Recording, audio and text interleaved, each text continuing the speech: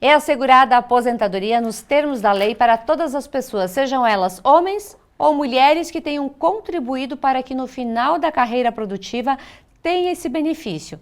Mas ainda existem muitas dúvidas sobre o fator previdenciário, a idade e também os cálculos de recebimento. Para esclarecer algumas dúvidas, nós convidamos o Dr. Luciano Basso, que é especialista e mestre em Direito Previdenciário, para que ele nos explique todas essas regrinhas que muitas vezes são difíceis de entender. A aposentadoria é um momento da vida muito esperado, com muita expectativa por muitas pessoas, mas existem ainda muitas informações desencontradas referente a esse assunto.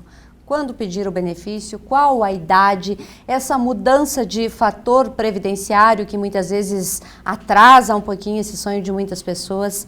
E para esclarecer essas dúvidas rotineiras, dúvidas que todos nós em algum momento vamos ter, se já não temos, nós convidamos o Dr. Luciano Basso, que é especialista e mestre em Direito Fundamental e Previdenciário, para falar sobre esse assunto. Bem-vindo, doutor. Boa tarde, Sandra. Boa tarde a todos os telespectadores.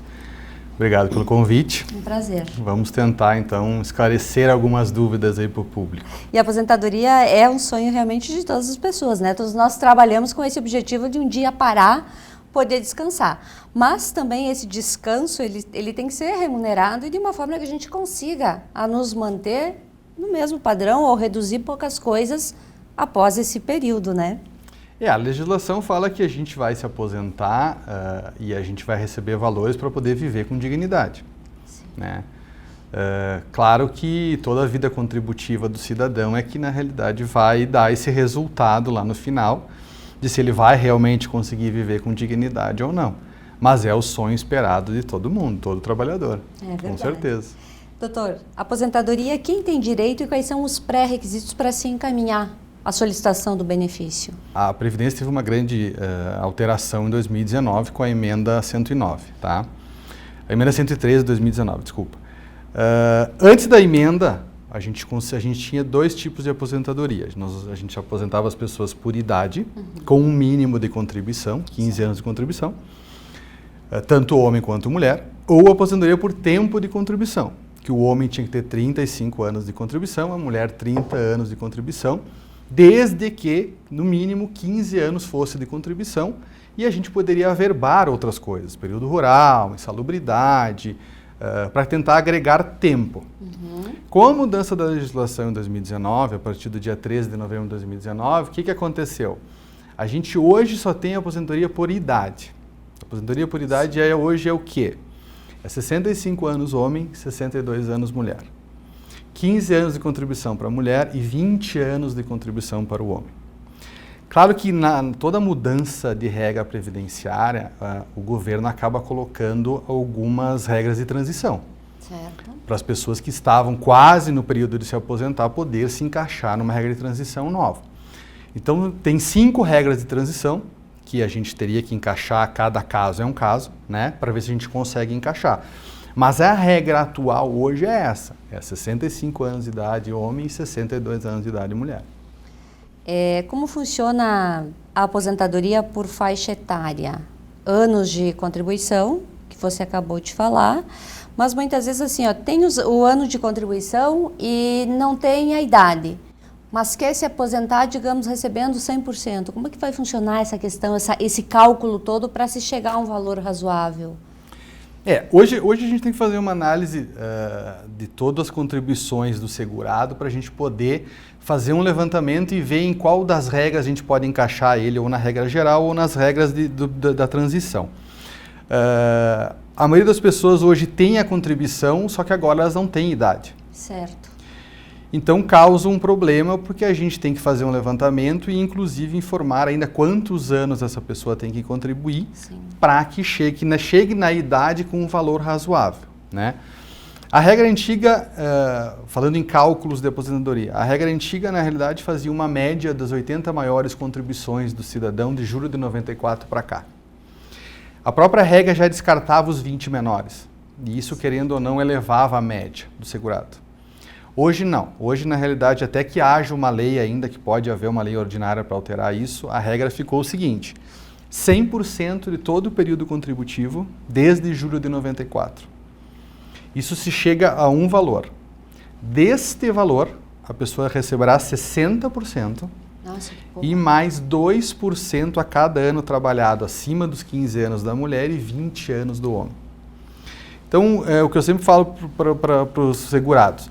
Na regra antiga, a gente tentava obter período rural, insalubridade, períodos trabalhados em atividades especiais para a gente ganhar tempo. Hoje a gente utiliza isso para a gente aumentar valor.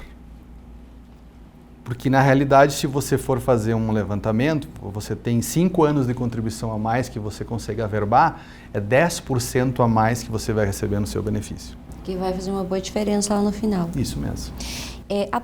A aposentadoria rural, tanto para homem quanto para mulher, ela teve também alguma alteração nos últimos anos? Não, na realidade, a alteração da Previdência, a emenda 103, ela não mexeu na aposentadoria rural. Aquele trabalhador rural, o homem 60 anos, a mulher com 55, ela continua válida igual, desde que prove que nos últimos 15 anos exerceu atividade rural, mesmo que for de forma descontínua. Isso continua. Certo. Para os demais segurados, realmente, a gente pode usar este tempo, como eu falei antes, para que a gente consiga averbar isso no tempo de contribuição do segurado e isso, consequentemente, vai elevar o tempo de contribuição, como também o salário dele lá na frente. E aquelas pessoas que querem acumular benefícios. Por exemplo, o professor se aposentou com a aposentadoria do Estado, mas de repente o marido faleceu e tinha uma outra aposentadoria que poderia ser agregada. É possível fazer isso? Isso é possível porque, na realidade, ela vai receber no regime geral um benefício de pensão por morte. Tá. Isso pode. O que, na realidade, a regra hoje proíbe é que você tenha 2 pensões por morte do mesmo regime. Então, hoje, se você tem, você era casada, veio a falecer, você está recebendo uma pensão por morte. Você casou de novo e o seu marido faleceu de novo, você não pode receber as duas. Tem que você abrir vai mão de receber uma, a lei lhe fala que você vai receber a mais vantajosa, né?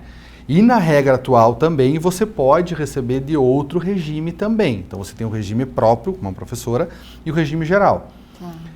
A maior não vai se mexer. A menor, a regra hoje tem uma regrinha que diminui um pouco o valor, depende por faixas de pagamento.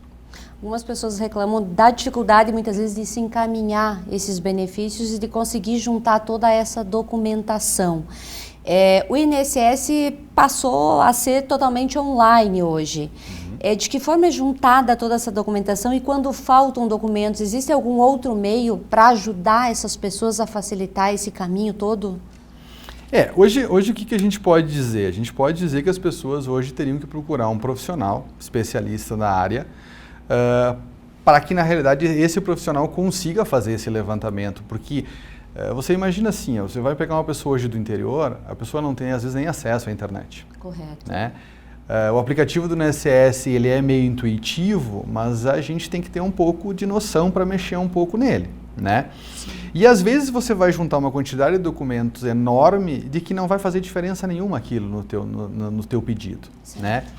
Então o que a gente aconselha? Que procure um profissional que seja especialista na área, que ele consiga solicitar para essa pessoa uma lista de documentos necessários, principalmente a aposentadoria rural, que hoje a exigência está muito maior, né?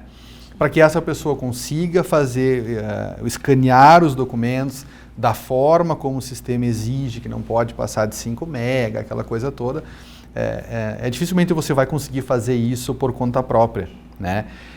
Até porque senão o teu benefício ele acaba se atrasando muito, porque o INSS começa a fazer muitas exigências, cartas de exigências que você tem 30 dias para cumprir. E às vezes você não consegue esse documento em 30 dias. Então a gente está andando, a gente está indo para uma direção de ele ser totalmente online, realmente, mas que as pessoas vão ter uma certa dificuldade. Principalmente eu percebo as pessoas com mais idade. É verdade, tem muita dificuldade. Essas têm bastante dificuldade. Aposentadoria por invalidez, em que casos geralmente ela é aceita sem muitos questionamentos? Esse é um caso meio uma incógnita, né? Dificilmente a pessoa vai ter uma aposentadoria por invalidez direta, que hoje não se chama mais aposentadoria por invalidez, hoje é incapacidade permanente, né? Ela quase sempre, na maioria dos casos, ela é precedida de um auxílio-doença, que agora é denominado auxílio por incapacidade temporária. o que acontece? Você vai acabar passando por um auxílio-doença, que hoje é muito difícil também, você tem que realmente provar que você está incapaz para aquela atividade de que você exerce, que você está cadastrado. Correto. Então, praticamente, você passa por um tempo no auxílio-doença e aí você, na realidade, o INSS obrigatoriamente tem que fazer uma reabilitação profissional. Se você for insuscetível de reabilitação profissional, aí é que você vai ser aposentado por invalidez. Certo. E ficar claro que a aposentadoria por invalidez, as pessoas entendem que ela é definitiva. Ela não é definitiva, ela tem um caráter precário. A regra fala que o INSS teria que chamar as pessoas a cada 6 meses para fazer uma perícia. Não acontece isso porque não tem pessoal suficiente para fazer isso. Mas se fizesse esse pente fino... Com certeza, que já está correndo um agora, neste momento, um pente fino grande, está bem, tem várias pessoas que estão perdendo o benefício porque não estão conseguindo provar, na realidade, que a incapacidade permanente total continua. Empreendedor, hoje a gente tem um número enorme de pessoas que empreendem. Também temos um número enorme de pessoas que não são empreendedores, mas são autônomos, são vendedores, que vendem de porta em porta, enfim, seja a ferramenta que utilizam, são autônomos. E também empregada doméstica. Como é que fica a aposentadoria dessas classes? Praticamente elas ficam iguais. Na realidade, a regra é a mesma. Vai ser idade de 65 anos para homem, 62 para mulher, 15 anos de contribuição para homem, para mulher, 20 anos para homem. Quem já vinha da regra antiga e que alterou, sim, o homem ainda é 15 anos, tá? Quem entrou depois de 2019 virou 20 anos, né? O que muda nessas classes, na realidade, é a forma de contribuição, né? Hoje a gente tem muita figura do MEI. O MEI hoje, ele obrigatoriamente, ele contribui por um salário mínimo. Consequentemente, ele vai se aposentar por um salário mínimo. O MEI você não tem como mexer nele e fazer um pagamento adicional. O MEI não pode fazer isso. Né? Então, ou você vai mudar de classe, ou você vai continuar no MEI. Mas você sabe que você vai, na realidade, se aposentar com um salário mínimo. O aposentado, ele pode exercer, de repente, uma outra função em uma outra empresa com todos os registros legais? Ou ele precisa abrir mão desses registros legais? Porque muitos acabam voltando para a ativa para agregar benefício. Isso é permitido pela lei ou se existir um pente fino do INSS, essa pessoa pode perder o benefício? Não. O que tem que ficar claro é o seguinte, a pessoa pode voltar a trabalhar desde que ela não seja aposentada por invalidez. Ou desde que ela não tenha obtido a aposentadoria dela como especial, que a gente diz que era todo um período insalubre. Porque a aposentadoria especial, que é as pessoas que estão... trabalham numa atividade especial, estão expostas a risco, ela tem alguns benefícios, né? Sim. Ela se aposenta um tempo antes. Então, ela pode voltar a trabalhar desde que a atividade que ela vai exercer para frente não seja também especial. Isso pode acontecer, não tem problema nenhum, não tem vedação nenhuma. Agora, evidentemente que o segurado que está ou em benefício por capacidade temporária ou em benefício por incapacidade permanente, ele não pode voltar a trabalhar. No caso da Covid, a Covid mudou muito as leis, teve várias alterações na lei em virtude da Covid em todas as áreas e na trabalhista também teve uma mexida. Como é que fica essa questão? Na realidade a Covid, as pessoas tiveram que provar para o INSS, em primeiro lugar tem aquele afastamento dos 15 dias, né? Que a empresa nos primeiros 16 dias é obrigada ao pagamento e depois ela tem que mandar o segurado, seu empregado, para o INSS. O INSS, na realidade, teria, em tese, que fazer essas pessoas passarem por uma perícia e realmente comprovar que houve a incapacidade. Foi assim que aconteceu e que vem acontecendo há muito tempo, mas a prova tem que ser nesse sentido, de que realmente é oriundo da Covid e que a Covid realmente causou essa incapacidade. Correto. Quando é necessário solicitar a revisão de todo o benefício, de que forma deve se proceder? A revisão do benefício hoje ela pode ser feita diretamente no site do INSS. O segurado entra, se cadastra no meu INSS. Tem ali nos próprios ícones do meu INSS revisão e ali você revisa. Tem 2 tipos de revisão. A revisão do ato que já tinha sido concedido sem a apresentação de novos documentos, ou apresentação de novos documentos e uma revisão do ato pela falta daqueles documentos. Ou que na época não se tinha esses documentos, ou na época não valia a pena juntar esses documentos. É como eu disse antes, na aposentadoria antiga, a gente juntava tempo para ganhar, a gente juntava os períodos especiais e rural para ganhar tempo.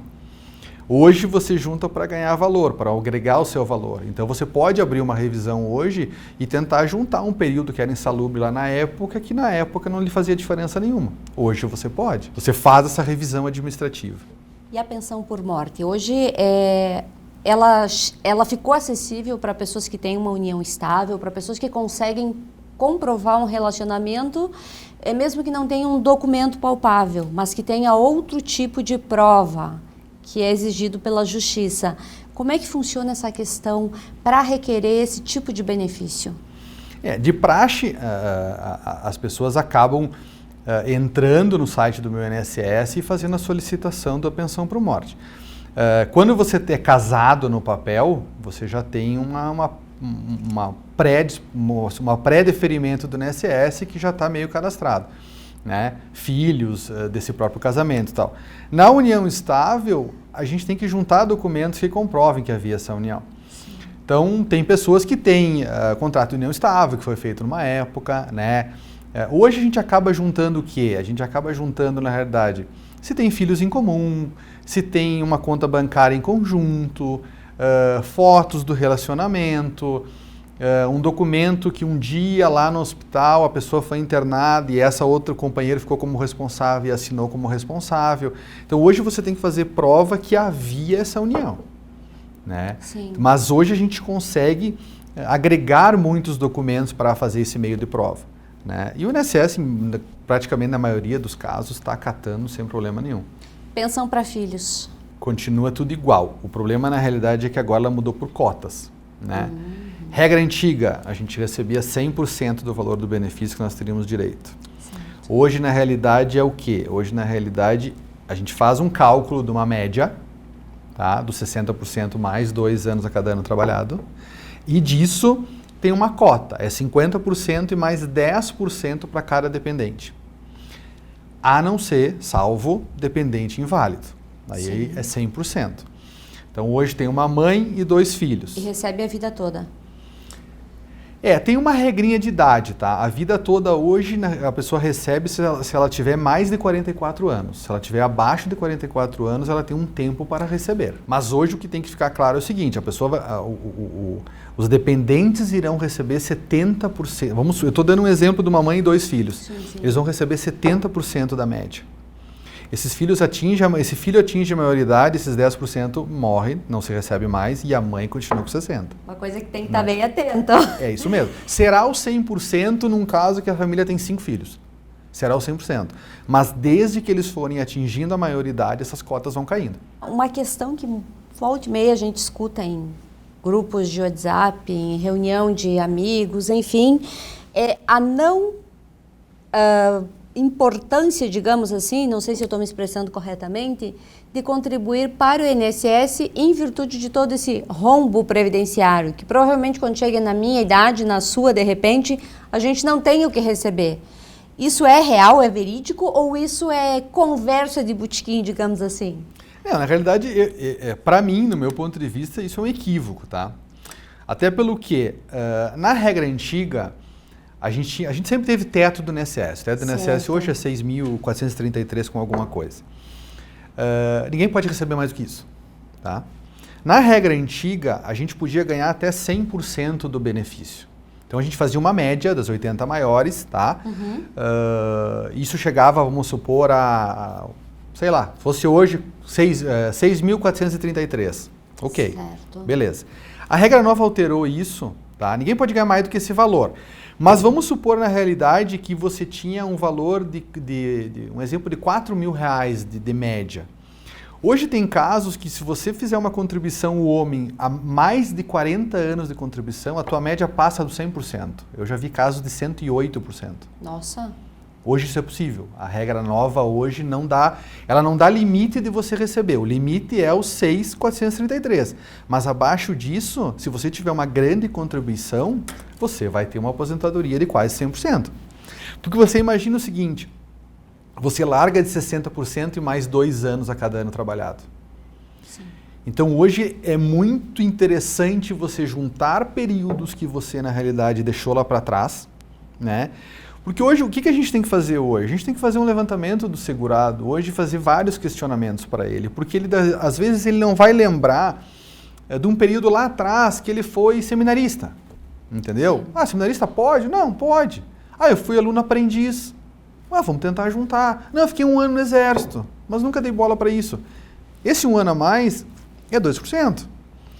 Hoje eu sempre digo assim, ó, hoje na realidade o INSS ele virou um investimento, tá?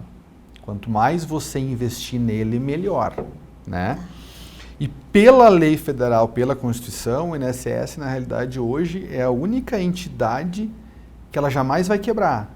Porque o país, ele é obrigado, o governo é obrigado a tirar de outras fontes para botar ali. Isso é regra, tá? Então, dificilmente as pessoas vão ter problema. Certo. Então, realmente, a regra antiga é você dizer, não adianta eu ficar pagando mais porque eu vou acabar ganhando salário mínimo. Exato. Hoje não. Hoje, na realidade, a gente tem casos que é viável fazer este pagamento que pode nos mudar muito lá na frente. Verdade, mas agora tu puxasse uma questão que eu escuto falar muito. Me aposentei com R$5.000. Hoje eu já estou ganhando 2.800. Por que essa diminuição de valor para a pessoa se ela se aposentou com um teto acima de 80%, de 90%? É que na realidade ela não está perdendo, né? Na verdade, o que as pessoas têm que entender é o seguinte, quando a gente recolhe para o INSS, a gente recolhe em cima do salário mínimo. Quando a gente recebe do INSS, a gente não recebe sobre o salário mínimo. O que está acontecendo hoje no Brasil é que o salário mínimo aumentou muito em detrimento dos benefícios do INSS. Se você pegar nos últimos anos, o salário mínimo aumentou 5,4, enquanto o governo deu para os aposentados 3,4. A balança está mudando. Muitas pessoas às vezes me procuram e digam, mas eu recebia 5 salários, estou recebendo 2. E às vezes eu tenho que dizer, me desculpe logo, se eu receber 1. Jesus. Mas não é porque há uma perda do benefício, mas na realidade o salário mínimo está subindo mais. Nós previdenciaristas entendemos que, eu pelo menos entendo que deveria ser o mesmo índice que seria dado para o salário mínimo, deveria ser dado para os aposentados. A gente teria mais uma situação mais equitativa. Pois mas no momento em que a pessoa mais precisa ter aquela renda acabou diminuindo, porque com o passar dos anos, sim, a gente consome mais remédios, precisa de uma estrutura maior até para poder se manter, né? Sim. Então existe aí também um fator que não bate na balança. Realmente. E esse, infelizmente, não tem muito o que fazer. Isso aí, o que depende é isso, o que depende são as contribuições, a vida contributiva do segurado é que vai definir. Então é evidente, se a gente, fiquei 10 anos sem contribuir, gente, isso vai somar lá na frente. É significativo lá na frente, realmente, é verdade. É verdade. Doutor, quais são as suas orientações como especialista nessa área que é tão complexa e com essas leis que mudam tão rapidamente que às vezes pessoas leigas, não conseguimos acompanhar essa velocidade? O que nós, trabalhadores, precisamos estar atento, não hoje só, mas lá no futuro, que é lá que vai fazer a diferença? É assim, Sandra, o que acontece? A gente tem uma regra geral, que é a regra que houve a alteração da Constituição, né, que é a emenda. A gente tem regras esparsas e a gente tem o INSS criando os seus provimentos e as suas instruções, não vou dizer semanalmente, mas quinzenalmente. Né?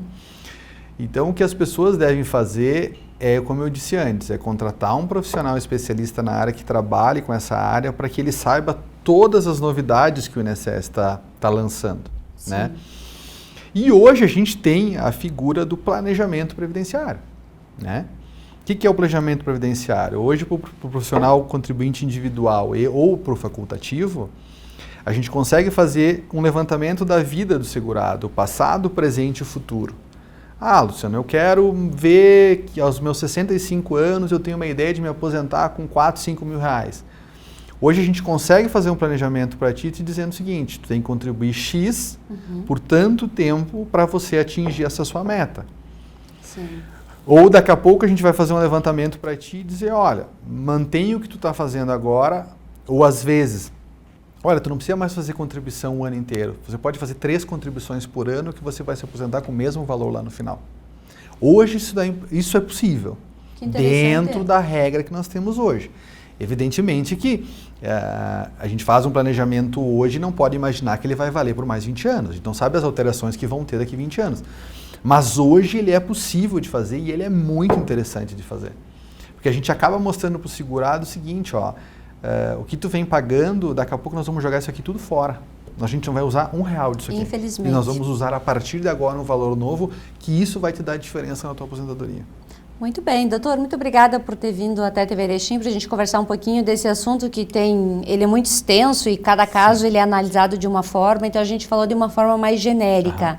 Obrigada pelo seu tempo, por aceitar o nosso convite, de estar aqui falando com o nosso telespectador que tem essas curiosidades. Eu que agradeço o convite. Quando precisar, pode chamar que nós estamos aí para esclarecer as dúvidas.